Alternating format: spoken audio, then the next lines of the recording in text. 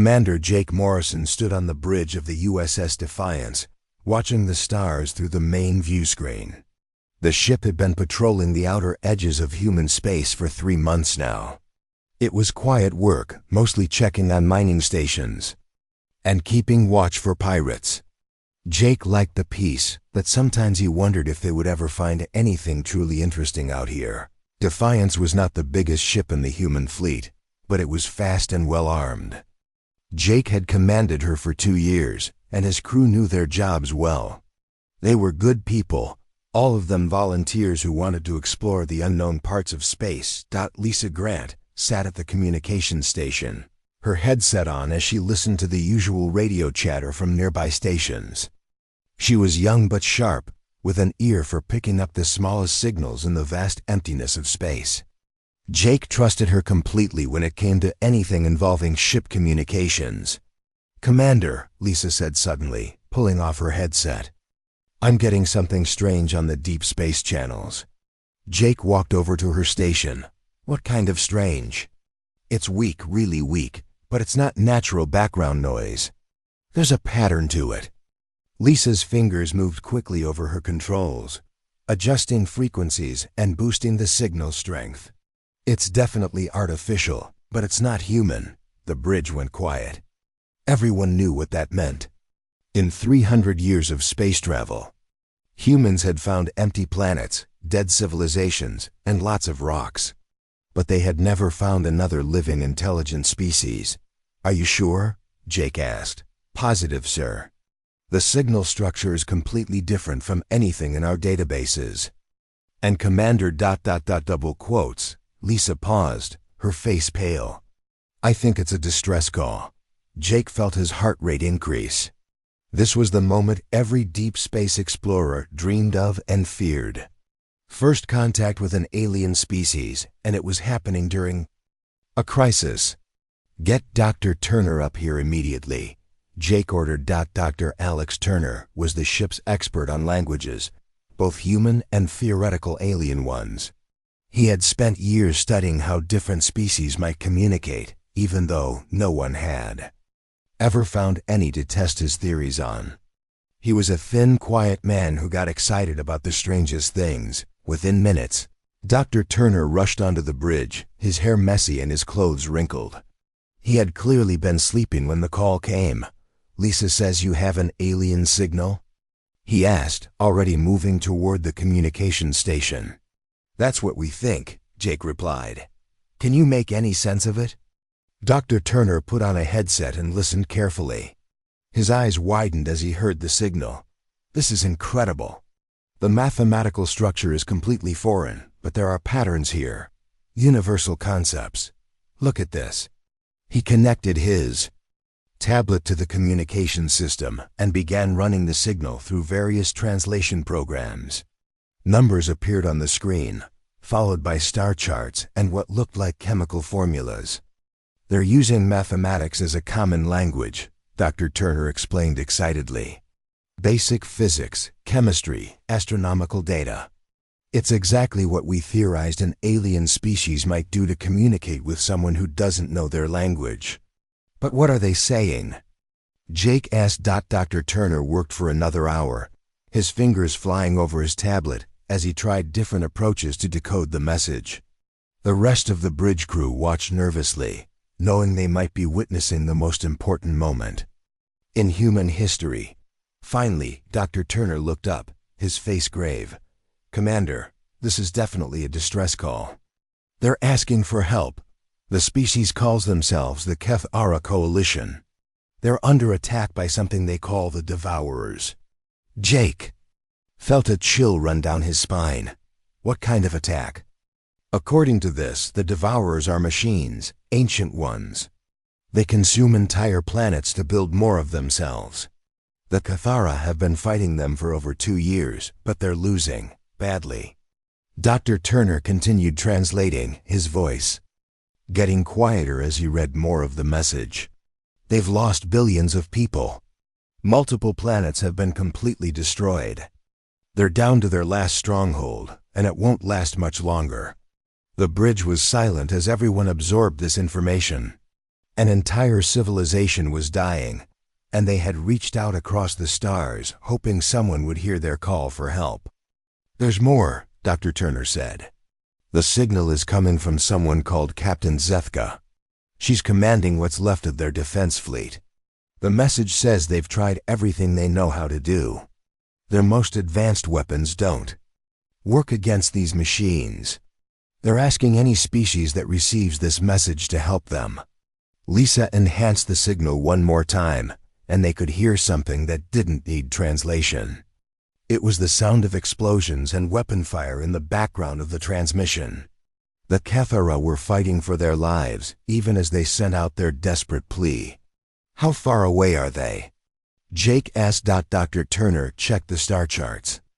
Included in the message, 47 light years. The Kethara system is designated as Kepler 442 in our star catalogs. Jake stared at the view screen, knowing that somewhere out there, an entire species was facing extinction. The Kethara had reached across the galaxy, hoping someone would care enough to help them. They probably didn't even know if anyone would receive their message, but they had sent it anyway. "Sir," Lisa said quietly, "what do we do?" Jake looked around at his crew. They were all watching him, waiting for his decision. The smart thing would be to report this to Earth Command and let the politicians and generals figure out what to do. But that would take months, and the Kethara didn't have months. "Open a channel," Jake said. "Full power, aimed at the Kethara system." "Sir?" Lisa asked, surprised. "You heard me. Open a channel." Lisa's hands shook slightly as she prepared the transmission. "Channel open, Commander." Jake took a deep breath. What he was about to say would either start the greatest rescue mission in human history or get him court-martialed. Maybe both. "To Captain Zethka and the Kethara Coalition," he said clearly. "This is Commander Jake Morrison of the human starship, USS Defiance. We have received your distress call. We hear you, and we understand your situation." He paused, knowing his next words would change everything. "We're coming to help you. Hold on. Humanity is on its way." The message transmitted into space, racing toward the Kethara system at the speed of light. In 47 years, it would reach them. But Jake had already made up his mind about what came next. The Defiance was turning around, heading back to Earth as fast as its engines could manage. They had work to do. The USS Defiance reached Earth in record time. Jake had pushed the engines harder than ever before, knowing that every hour could mean thousands more deaths in the Kethara system. As soon as they entered Earth's communication range, Jake sent his report to Fleet Command. The response was immediate and loud. Admiral Kate Rogers called Jake directly, her face appearing on the main screen of his ready room. She was an older woman with gray hair and sharp eyes, known throughout the fleet for her quick decisions and fierce protection of her people. "Commander Morrison," she said without any greeting, "did you really promise military aid to an alien species without authorization?" "Yes, ma'am," Jake replied simply. "They're dying out there, and we might be the only ones who can help them." Admiral Rogers was quiet for a moment. "Get down to Fleet Headquarters immediately. Bring Dr. Turner and all your data about these devourers. We're calling an emergency meeting of the Colonial Council." 3 hours later, Jake found himself in the largest conference room at Fleet Headquarters. The Human Colonial Council was there in full force, along with military leaders, scientists, and politicians. Jake had never been in a room with so many important people, and he could feel the weight of their attention on him. Director Paul Graham, the head of the Colonial Council, was not happy. He was a tall, thin man who always looked worried about something. Today he looked more worried than usual. "Commander Morrison," Director Graham said, "you may have just committed humanity to a war we cannot win against an enemy we know nothing about. Do you understand the consequences of your actions?" Before Jake could answer, Dr. Turner stepped forward. He had spent the entire trip back to Earth analyzing the Kethara data, and he had discoveries to share. "Director Graham, if I may," Dr. Turner said politely. "I've learned much more about these devourers. They're not just any enemy. They're a threat to all organic life in the galaxy." Dr. Turner activated the room's main display screen. Images from the Kethara transmission appeared, showing the destruction left behind by the devourers. Planets reduced to metal skeletons, entire star systems stripped of all life. "The devourers are self-replicating machines," Dr. Turner explained. "They consume planets to build more of themselves. They've been doing this for thousands of years, maybe longer. The Kethara are just the latest species to face them." Admiral Rogers leaned forward in her chair. "What makes you think we can succeed where the Kethara failed? Their technology appears far more advanced than ours." Dr. Turner smiled for the first time since the meeting began. "That might actually be our advantage. Look at this data about Kethara weapons." New images appeared on the screen, showing elegant alien spacecraft firing beams of pure energy at dark, angular devourer ships. The Kethara use highly advanced energy weapons, plasma cannons, quantum disruptors, things we can barely understand. But according to their battle reports, the devourers adapt to these weapons quickly. After a few encounters, the energy beams become useless. So how does that help us? Director Graham asked. Dr. Turner's smile grew wider. "Because we don't use energy weapons as our primary armament. We still rely heavily on kinetic projectiles and explosive charges, bullets, missiles, railgun slugs. The devourers may have never encountered such primitive technology." The room erupted in discussion. Some people were excited by the possibility, while others argued that it was too dangerous to risk human lives on such a theory. During the noise, engineer Sophie Blake stood up. She was a sturdy woman in her 40s who had spent most of her career designing mining equipment and industrial machinery. She was not supposed to be in this meeting, but Admiral Rogers had requested her presence. "Excuse me," Sophie said loudly, causing the room to quiet down. "I've been listening to all this talk about weapons and war, but I think we're approaching this wrong." Director Graham looked annoyed. "Ms. Blake, this is a military matter." "No, sir, it's not," Sophie replied firmly. "It's an industrial problem. These devourers consume planets to build more machines, right? That means they're essentially a manufacturing operation that's gotten out of control." She walked to the display screen and pulled up new images from her tablet. "I've been looking at the Kethara data about devourer construction methods. They use these small maintenance units to gather resources and build new components. But look at how they're organized." The screen showed swarms of small devourer machines working in perfect coordination, like a hive of metal insects. They're efficient, but they're predictable. Every devourer facility follows the same basic pattern. And I think I know how to disrupt it. Admiral Rogers was interested now. "Go on." "We don't fight them ship to ship," Sophie explained. "We treat this like a mining operation. We use our industrial equipment as weapons. Mining ships can launch metal slugs at incredible speeds. Construction mechs can be armed with plasma cutters and demolition charges. Cargo haulers can carry troops right into the middle of devourer facilities." She changed the display to show human mining vessels and construction equipment. "The Kethara fight with warships. Clean, elegant, predictable. But humans fight with whatever works. We use tools, improvise, adapt. The devourers won't know how to respond to opponents who turn mining equipment into weapons." The room was quiet as everyone considered this idea. It was crazy, but it might actually work. Captain Ben Carter, who commanded the battleship USS Retribution, stood up. He was a veteran of several pirate conflicts and knew more about unconventional warfare than anyone else in the room.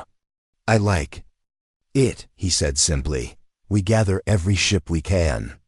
Military vessels, mining ships, cargo haulers, even civilian craft. We arm them with whatever weapons we can mount and head for Kethera space. Director Graham looked horrified. You're talking about sending civilian ships into combat against an enemy that destroys planets. No, Admiral Rogers said firmly. We're talking about giving an entire species a chance to survive, and maybe learning something about ourselves. In the process, she stood up and looked around the room. I'm authorizing the formation of a joint military and civilian fleet. We'll call it Operation Lifeline. Captain Carter will command the military vessels, and Ms. Blake will oversee the conversion of civilian ships to combat roles. Director Graham was shaking his head. This is madness. We're risking everything on a theory, Jake finally spoke up. Sir, with respect, we're not risking everything. The Kethera are. We're just offering to help. Admiral Rogers nodded. Commander Morrison, you'll return to the Defiance and serve as our advance scout. You know more about the Kethera than anyone else. As the meeting broke up, people scattered to begin the massive task of preparing for humanity's first interstellar war.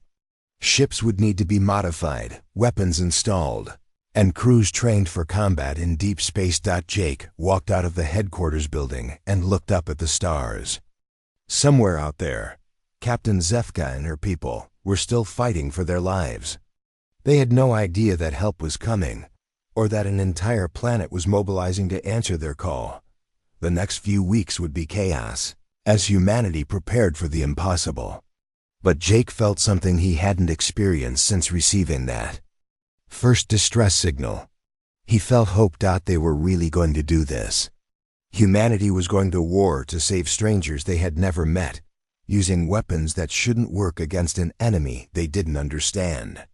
It was the most human thing Jake could imagine. 6 weeks after the emergency meeting, the human fleet was ready to depart. It was unlike anything ever assembled in the history of space travel.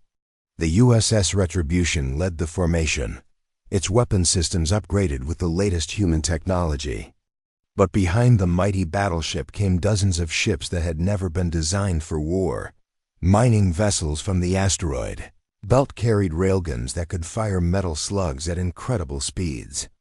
Cargo haulers had been fitted with missile launchers and troop compartments. Construction ships bristled with industrial plasma cutters that could slice through the thickest armor. Even some civilian transports had volunteered, their passenger compartments converted to carry supplies and medical equipment. Captain Ben Carter stood on the bridge of the Retribution, watching the fleet assemble. In his 30 years of military service, he had never commanded such a strange collection of vessels.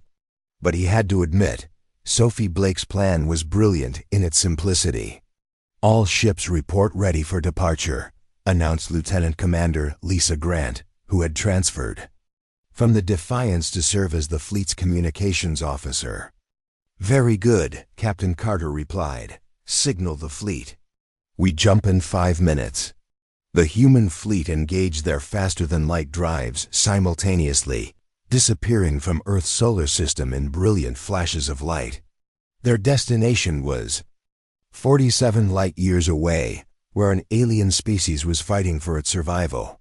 The journey took 3 weeks.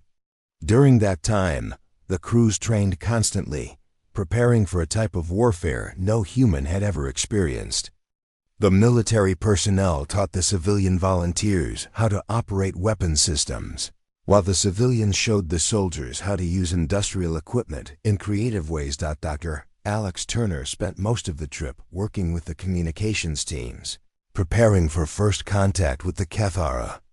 He had refined his translation programs using the data from their distress signal, but he knew that real-time communication would be much more challenging.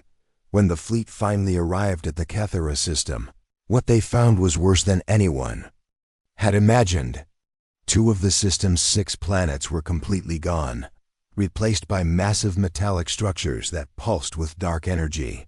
The remaining planets showed signs of ongoing devastation, their surfaces scarred by weapons fire and industrial mining. My God, whispered Captain Carter as he studied the tactical display. "They've been fighting this war for over 2 years." The HFY fleet was smaller than expected, consisting of about 30 elegant vessels that moved through space like dancers. Their ships were beautiful, made of some kind of crystal-like material that seemed to bend light around them. But they were clearly damaged, many showing signs of repeated repairs and modifications. "Captain," Lisa announced, "I'm receiving a transmission from the HFY flagship." "Put it through," Carter ordered. The main screen flickered, then showed an alien face for the first time in human history. Captain Zethka was tall and graceful, with 4 arms and skin that shifted color as she spoke. Her large eyes held intelligence and something else that needed no translation. Desperation. "Unknown vessels," she said. Her words converted to English by Dr. Turner's translation system. "You have entered a war zone. We do not recognize your ship designs. State your intentions." Captain Carter stepped forward. "Captain Zethka, I am Captain Ben Carter of the human fleet. We received your distress call. We're here to help." The alien captain's eyes widened in surprise. You came, but your ships are so small, and there are so few of you." Before Carter could respond, alarms began sounding throughout the bridge. A massive devourer construct was emerging from behind the 4th planet. It was over 10 kilometers long, a dark angular mass covered in weapon ports and construction bays. "Battle stations," Carter ordered. "All ships, prepare for combat." The human fleet spread out in a formation that would have looked chaotic to any military observer. The mining ships took position at maximum range, their railguns charging up. The construction vessels moved closer, their industrial equipment ready to cut through enemy armor. The cargo haulers positioned themselves to deliver troops directly to enemy vessels. The devourer construct opened fire first, sending streams of energy toward the HFY ships. The alien vessels returned fire with their plasma weapons, creating beautiful displays of light as the beams struck the enemy's armor. But just as Dr. Turner had predicted, the devourer's defenses adapted quickly, and the energy weapons became less effective with each shot. "Now!" Captain Carter shouted at the human. Attack was unlike anything the galaxy had ever seen. Mining ships launched thousands of metal slugs at the devourer construct, each projectile traveling at a significant fraction of light speed. The ancient machine's armor, designed to deflect energy weapons, was helpless against simple kinetic force. Tools appeared in the devourer's hull as the metal slugs punched through its defenses. The machine tried to adapt, but there was nothing to adapt to. The human weapons were too simple, too primitive for its advanced systems to counter. Captain Nicole Ward commanded a squadron of modified construction mechs. She led her ships directly toward the damaged devourer construct, using their plasma cutters to slice through the hull like opening a metal can. "This is Ward to all mech units," she announced over the communications channel. "Remember, we're not warships. We're construction equipment. Use your tools exactly like you would on any building project." The construction mechs swarmed over the devourer construct, their industrial equipment tearing apart the enemy ship from the inside. The machines within, designed to fight sophisticated opponents, had no programming for dealing with enemies who simply cut holes in walls and attacked. With basic tools, Sergeant Linda Hayes led the first human boarding party onto a devourer vessel. Her team carried nothing more advanced than assault rifles and explosive charges, weapons that would have been primitive even by 20th century standards. But they were effective.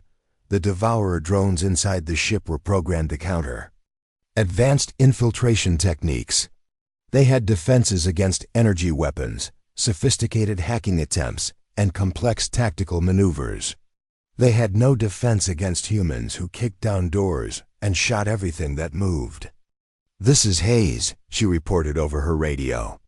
"We're inside the target. The enemy drones don't seem to know how to respond to our tactics. We're advancing toward what looks like their command center. The battle lasted 4 hours.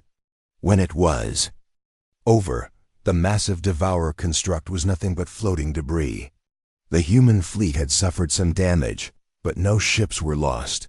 Captain Zethka's face appeared on the screen again, her skin color shifting rapidly in what Dr. Turner recognized as extreme emotion. "How?" she asked simply. "We have fought these machines for over 2 years. Our most advanced weapons barely scratched their armor, yet you destroyed their largest construct in a single battle." Captain Carter smiled grimly. "Captain, we've learned something important today. Sometimes the old ways are the best ways. Your people fight with elegant precision and advanced technology. We fight with whatever works. But this is just the beginning," Zethka warned. "This was only one construct. The Devourers have thousands more, and their main fleet is approaching our homeworld. They will learn from this defeat and adapt their tactics." Carter nodded. "Then we'd better teach them that humans are very good at adapting too." As the combined human and Kethera fleets prepared for the next phase of the battle, both species realized they were witnessing something unprecedented. Two completely different approaches to warfare and technology were joining forces against a common enemy. The humans had proven that advanced technology wasn't always better than simple, effective solutions. But the real test was still to come. The Devourers would be ready for them next time, and the fate of an entire species hung in the balance. The war against the Devourers was unlike anything the galaxy had ever seen. For 3 months, the combined human and Kethera fleets fought battle after battle, pushing the ancient machines back system by system. But with each victory, the cost grew higher. Captain Ben Carter stood in the memorial hall of the Retribution, looking at the names of the crews who had given their lives. Over 2,000 humans had died fighting for people they had never met before the war began. Each name represented someone's son or daughter, husband or wife, friend or colleague who would never go home. "Captain," came a voice behind him. It was Commander Tony Miller, one of the mining ship captains who had volunteered for the most dangerous missions. His ship, the Iron Mountain, had been damaged in the last battle, but Miller refused to leave the fight. "What is it, Tony?" Carter asked. "The Kethera have shared new intelligence about the main Devourer fleet. It's worse than we thought." Miller handed Carter a data tablet showing the latest scout reports. The main Devourer force was massive, containing hundreds of constructs much larger than anything they had faced so far. At the center was something the Kethera called the Prime Constructor, a vessel the size of a small moon. "Captain Zethka says this is their final chance," Miller continued. "If we can't stop the main fleet, the Devourers will consume everything in this part of the galaxy, starting with Kithara Prime." Carter studied the data carefully. The numbers were not good. Even with all their successes, the human fleet was down to about 60 ships. Many were damaged and running low on supplies. The Kithara fleet was in even worse condition, with only 20 vessels still combat ready. "Any word from Earth?" Carter asked. "Admiral Rogers sent a message yesterday. They're sending reinforcements, but they won't arrive for another 2 months. We're on our own until then." Carter nodded grimly. 2 months might as well be 2 years. The Devourer main fleet would reach Kethera Prime in less than a week. Over the next few days, Carter worked closely with Captain Zethka to develop a battle plan. The 2 officers had learned to work together despite their very different approaches to warfare. Zethka was precise and methodical, always thinking several moves ahead. Carter was more direct, preferring to adapt his tactics as the battle developed. "The Prime Constructor is the key," Zethka explained during one of their planning sessions. "It controls the smaller constructs and coordinates their attacks. If we can destroy it, the rest of the fleet will become disorganized." "But how do we get close enough?" Carter asked. "That thing has more firepower than our entire fleet combined." Dr. Alex Turner, who had been working with Kethera scientists to understand Devourer technology, had an idea. The Prime Constructor has one weakness. It needs to stay in direct communication with all the smaller constructs. That means it can't use heavy shielding like the other ships. Sophie Blake, who had been designing new weapons throughout the war, looked up from her work. I might have something that could work, but it would require someone to get very close to the target. She showed them her latest creation. It looked like a standard human mining ship, but its cargo holds had been filled with modified fusion reactors from destroyed vessels. It's essentially a flying bomb, Sophie explained. The reactors are set to overload in a cascade pattern. The explosion should be powerful enough to crack open the Prime Constructor's hull. That's a suicide mission, Carter said quietly. No, Sophie replied. I'll pilot it myself. Absolutely not, Carter said firmly. You're too valuable to the war effort. Captain, with respect, this is my design. I know it better than anyone else, and someone has to do it. The debate continued for hours, but eventually, Carter had to accept the reality of their situation. They were out of options, out of time, and almost out of hope. Sophie's plan was their only chance. The final battle began at dawn on Kethera. Prime, the Devourer main fleet emerged from hyperspace like a dark cloud, blotting out the stars. The Prime Constructor was even more massive than the intelligence reports had suggested, its hull bristling with weapons and construction bays. The human and Kethera fleets attacked from multiple directions, hoping to confuse the enemy targeting. Systems. Commander Tony Miller led a squadron of mining ships in a frontal assault, their railguns firing continuously at the smaller Devourer constructs. Captain Nicole Ward and her construction mechs used a tactic they had perfected during the war.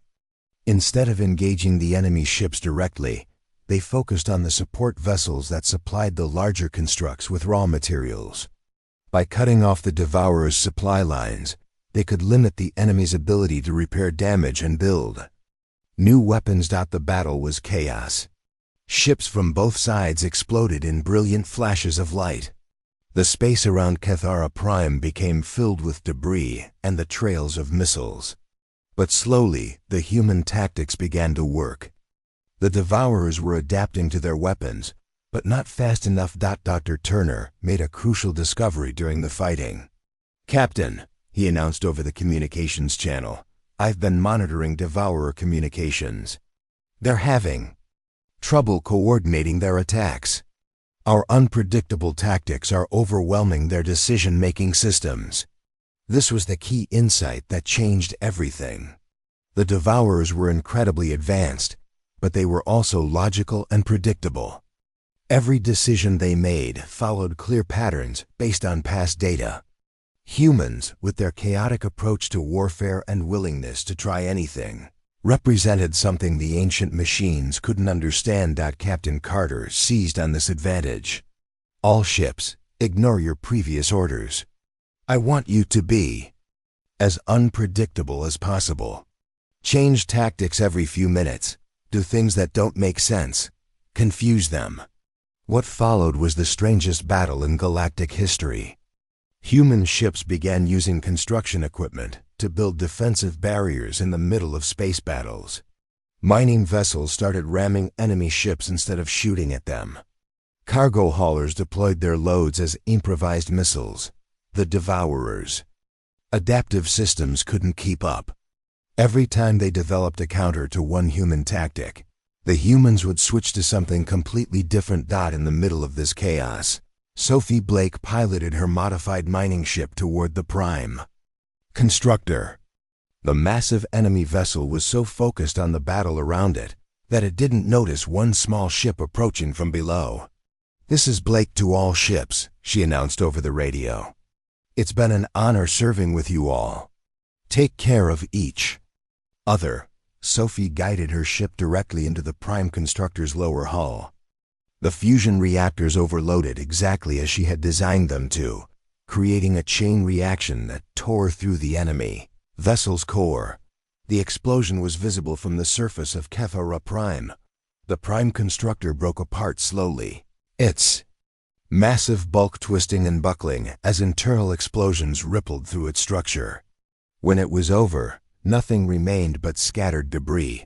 Without the Prime constructor's coordination, the remaining Devourer fleet became disorganized and confused.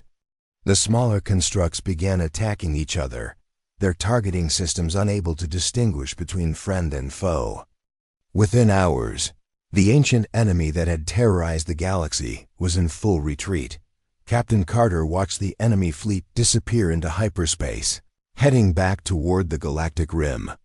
The immediate threat was over, but he knew this was just the beginning. The Devourers would return eventually, better prepared and more dangerous than before.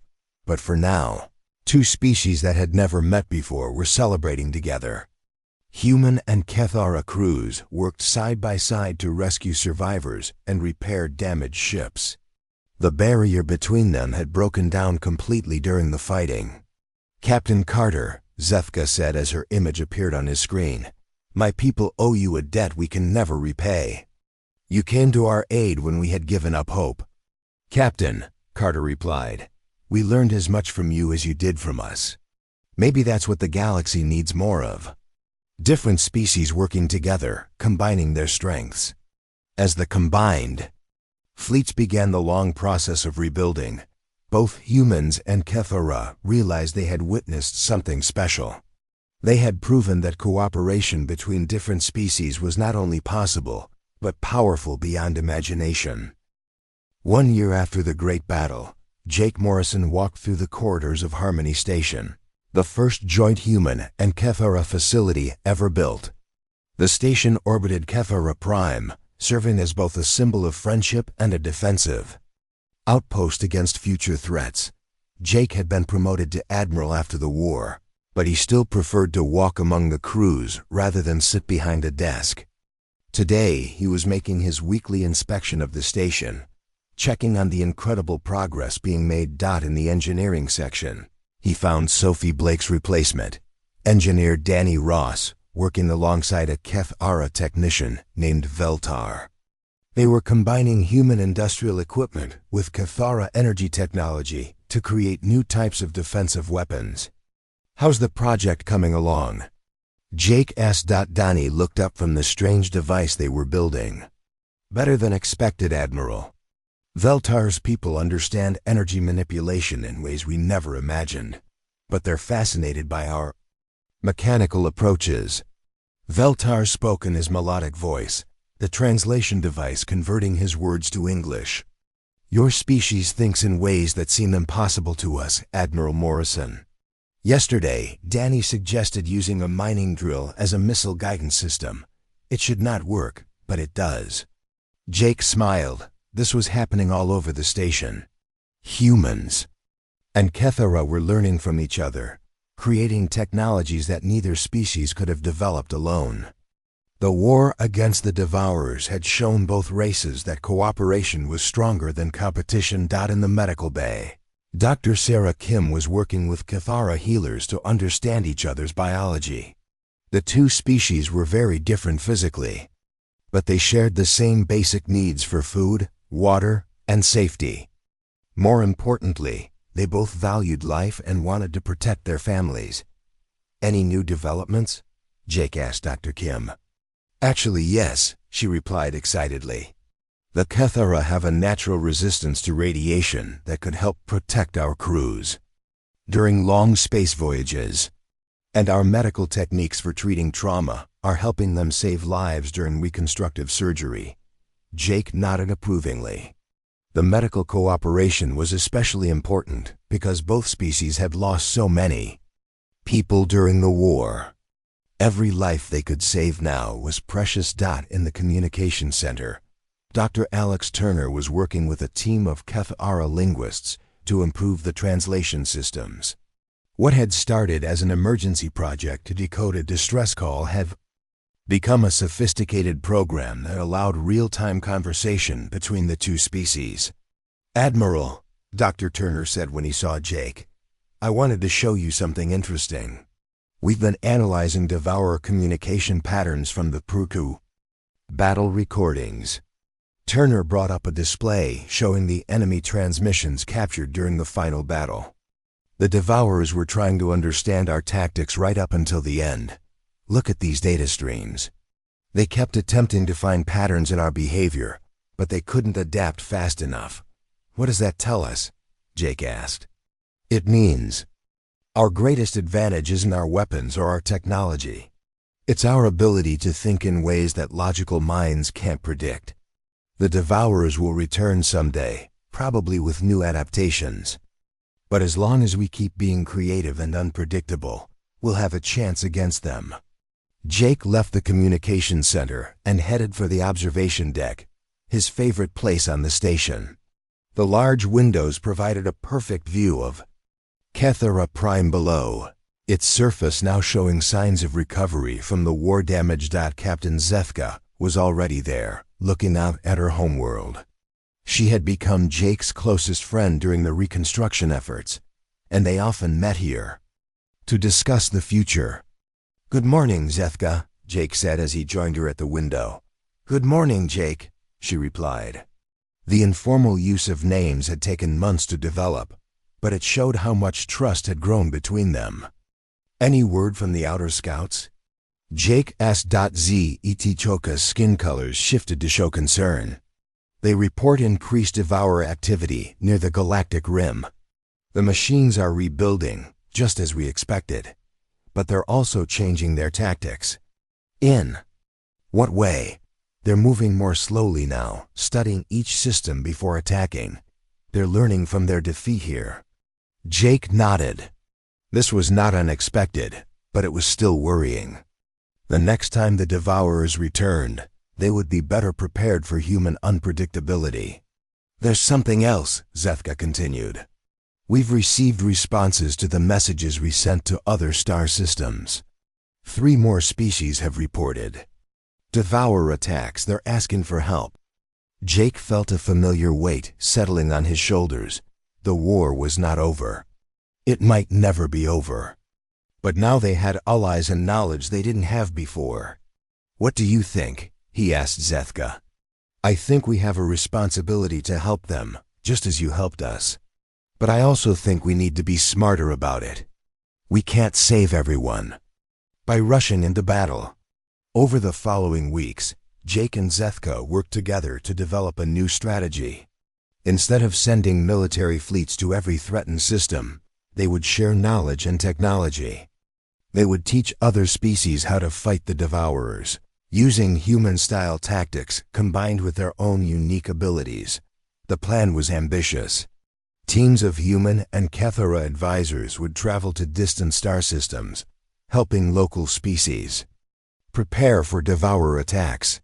They would share weapon designs, tactical knowledge, and most importantly, the lesson that cooperation between different types of minds was the key to victory. Captain Ben Carter, now Admiral Carter, volunteered to lead the first advisory mission. His destination was a system where a species called the Zephyrians were facing their first Devourer attacks. "Remember," Jake told him before departure, "we're not trying to turn them into humans or Kethara. We're trying to help them be the best version of themselves." "Understood, Admiral," Carter replied. "We'll teach them what we know and learn what they have to offer." As Carter's fleet departed for Zephyrian space, Jake returned to the observation deck. The stars that had once seemed so distant now felt like neighborhoods waiting to be visited.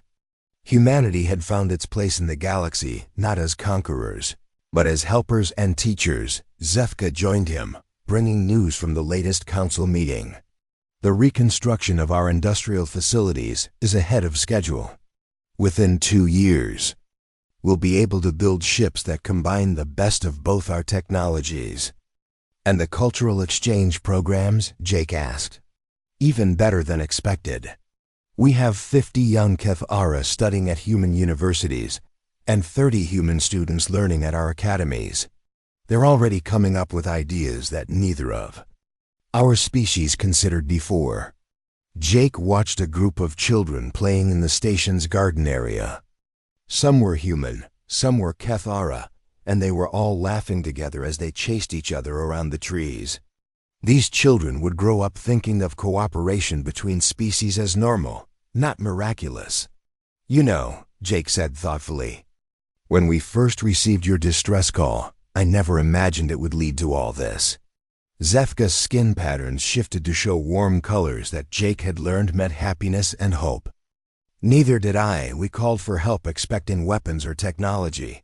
Instead, you brought us something much more valuable. What's that? The knowledge that we're not alone in wanting to protect life and help others. You showed us that the galaxy doesn't have to be a cold, dangerous place where everyone fights for themselves. As the two admirals watched the stars, they both knew that greater challenges lay ahead. The Devourers would return, and there would be other threats they hadn't yet imagined. But they also knew they wouldn't face those challenges alone. The desperate call for help had become the foundation of something new in the galaxy. Species that had never met were learning to work together, sharing their strengths and covering each other's weaknesses. It wasn't perfect, and it wouldn't be easy, but it was hope. And sometimes, hope was the most powerful weapon of all.